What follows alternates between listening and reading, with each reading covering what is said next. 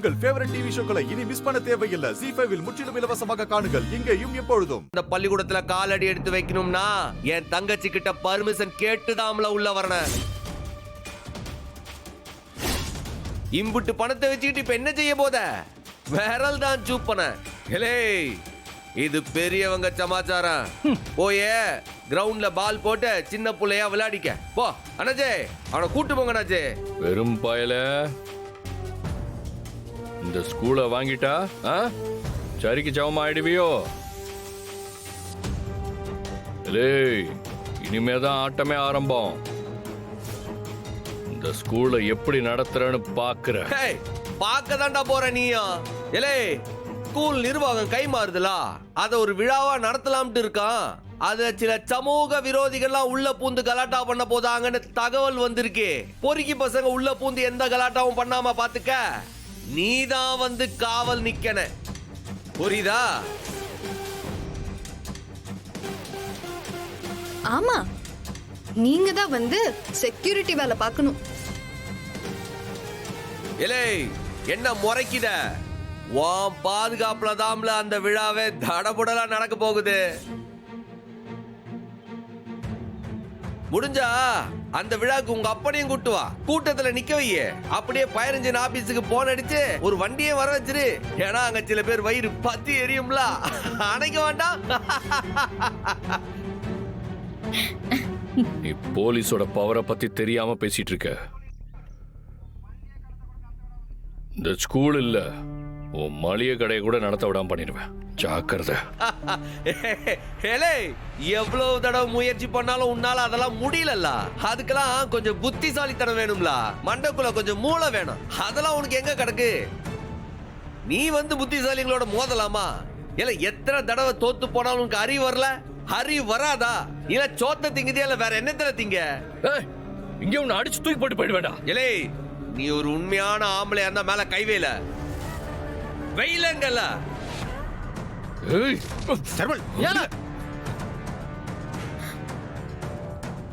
கையடல என்ன வேண்டுதல வட்ட வட்ட வந்து அவன் அடி வாங்கிட்டு போனே. எடுல கைய சிரிப்பு போலீஸ்.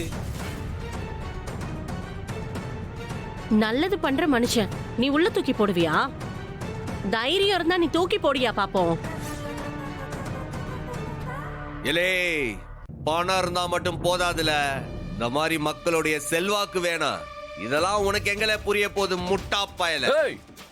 பார்த்து பேசு போலீஸ்காரன். நான் இந்த ஊரு பிரசிடென்ட். என் முன்னாடி சல்யூட் அடிச்சு நீ மரியாதையா பேசல. டேய், உனக்கு என்னடா மரியாதை? பாவம் ஏழை பசங்க படிக்கிற ஸ்கூல்ல வாங்கி அத பாரா மாத்த பாத்தியே. உன்ன மாதிரி கேடு கெட்டவனுக்கு யாரா மரியாதை கொடுப்பாங்க? மரியாதையா இங்க இருந்து கிளம்பி போயிடு, இல்லன்னா ரொம்ப அசிங்கப்பட்டு தான் போவேன். சார், பொது ஜனங்கள்லாம் உணர்ச்சி வசப்பட்டு இருக்காவ. பிரச்சனை வேண்டாம், வாங்க சார் போயிடலாம். உங்க எல்லாரையும் நான் அப்புறம் பாத்துக்கிறேன். இப்ப எல்லாரும் பேசின பேச்சுக்கு ஒவ்வொருத்தரும் அனுபவிப்பீங்க. போல உன்ன மாதிரி கொல்ல வேற பார்த்தேன். President Shanmugam, president Shanmugam, president Shanmugam, president Shanmugam.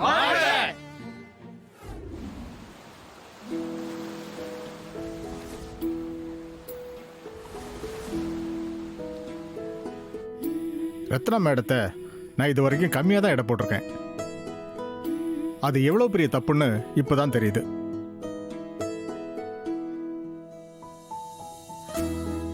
எல்லாருக்கும் வணக்கம்.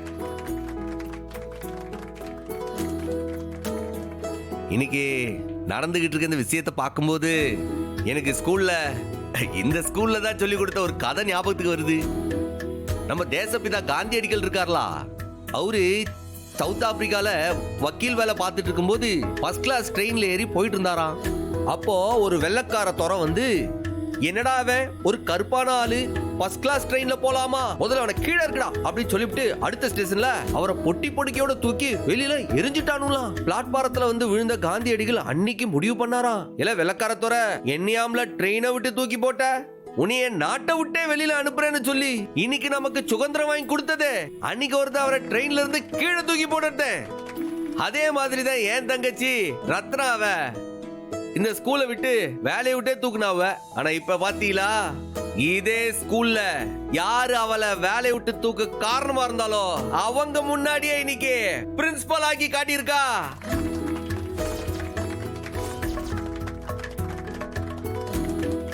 நீங்க என்னவோ நான் தான் இங்க சாதிச்சு விட்டேன்னு நினைச்சிட்டு இருக்கீங்க. நான் என்னத்தை செஞ்சு விட்டேன்? நான் ஒண்ணுமே செய்யலையே. உங்க எல்லாரையும் ஒண்ணு சேர்த்து அம்பிடுதே. சாதிச்சதெல்லாம் இந்த பள்ளிக்கூடத்துல படிக்கிற மாணவர்களுடைய பெற்றோர்கள் தானே. நல்லா கேட்டுக்கிடுங்க, இது நம்ம பிள்ளைங்க படிக்கிற பள்ளிக்கூடம். இது நம்ம பள்ளிக்கூடம். இது நம்ம பொறுப்பு.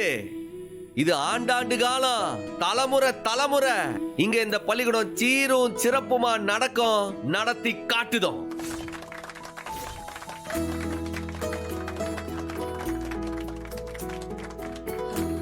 இதுக்கு காரணமா இருந்தவங்க எல்லாம் இருக்கான், என்னைய நம்பி வந்தவங்க எல்லாம் இருக்கான்.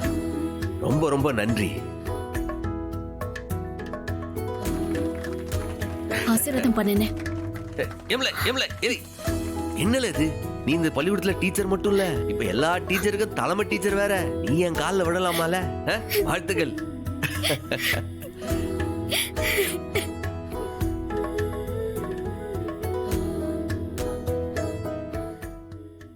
இலே, இந்த ஊரே நம்மள நம்பி இந்த பிள்ளைங்களோட எதிர்காலத்தை ஒப்படைச்சிருக்காவ.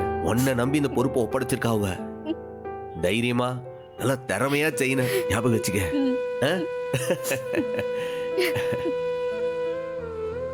எப்பா வாப்பா போயிருவோம். போவோம்லே, போலாம். நான் என்ன இதை பார்த்து சந்தோஷப்பட வந்தேனே, இல்லை இங்க தங்கறதுக்காக வந்தேன். நான் அப்படியே வயிறு கிடந்து காந்ததுல காட்டு தீயா எரியுது. அந்த எரிச்சல் தான்லே இப்ப எனக்கு எரிவாயு. இந்த எரிச்சலை வச்சே இந்த வெறும் பயில நான் பள்ளி வாங்குதேன். வாலே புலை, சரியா?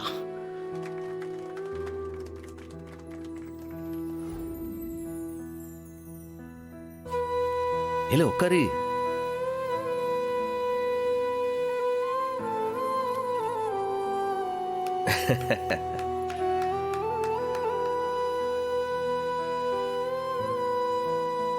இல்ல ரத்னா, உன்னோட கனவை நான் நிறைவேற்றிட்டோம்ல.